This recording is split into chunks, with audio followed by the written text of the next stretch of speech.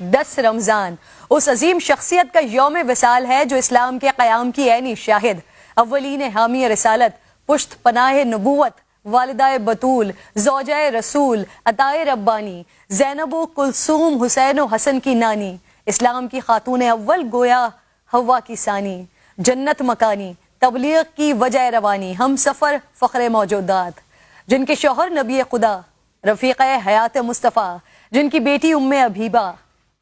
داماد شیر خدا، توقیر چوکھٹے سردار الانبیاء، طاہرہ پارسا کوہ وجود و سخا، منبع پارسائی و تقوی، ناصرہ محسنہ خاتون حجاز، عقیلہ قریش، محسنہ اسلام، ملکۃ العرب، خدیجۃ الکبریٰ رضی اللہ تعالی عنہا، جن پر آسمان سے سلام اترا، بغیر کسی توقف کے ایمان لانے والی، راہ تبلیغ میں ساتھ بٹھانے والی، محبوب خدا کی دل جوئی کرنے والی، مصطفیٰ کے زخموں کی شاہد، امت کے غم سے بوجھل قلب مصطفیٰ کی تسکین کا سبب بننے والی، آپ کے گھر کو مسکن ترویج دین بنانے والی، پاک اولاد کے ذریعے طعنہ ابتر سے بچانے والی، وہ زوجہ جنہوں نے آپ صلی اللہ علیہ وآلہ وسلم کی رفاقت میں سب سے زیادہ عرصہ گزارا، 25 سال آپ کی خدمت اقدس میں وقف کیے سال گزارے، آپ کی موجودگی میں نبی کریم صلی اللہ علیہ وآلہ وسلم نے دوسری شادی نہیں کی،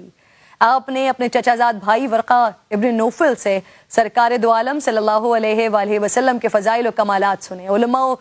یہود و نصارہ سے آپ کی نبوت و رسالت کے بارے میں خبریں آپ تک پہنچیں، اور پھر آپ کے قلب مبارک میں عشق مصطفیٰ صلی اللہ علیہ وآلہ وسلم کی جو تپش پیدا ہو چکی تھی، سفر تجارت میں اپنے غلام کے ذریعے حضور کے اخلاق حمیدہ اور معجزات کو سن کر ان میں مزید اضافہ ہوتا گیا،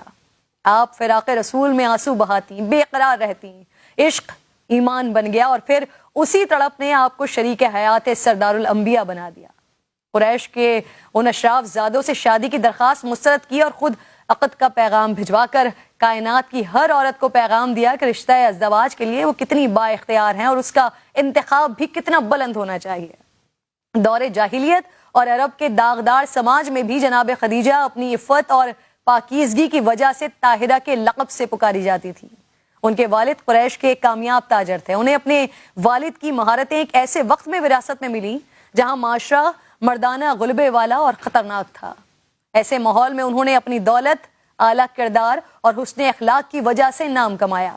سیرت خدیجہ ہمیں سبق دیتی ہے کہ کامیابی دھوکہ دہی اور بے ایمانی کے بغیر بھی حاصل کی جا سکتی ہے۔ دوسرا سبق جو خاص طور پر خواتین کے لیے ہے کہ خوفزدہ کرنے والے عوامل کی پرواہ نہ کرتے ہوئے مقام و مرتبہ کیسے پایا جاتا ہے۔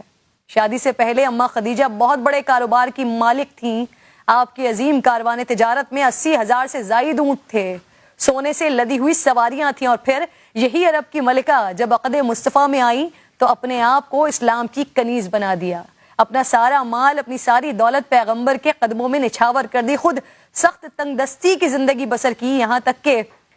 بائیکاٹ کی سختیاں آپ نے برداشت کی، کئی دن فاقوں میں گزرے، صرف درخت کے پتوں سے گزارا کیا کرتی تھی، جس کے نتیجے میں آپ کی صحت بھی خراب ہو گئی جو آپ کی وفات کا سبب بنی۔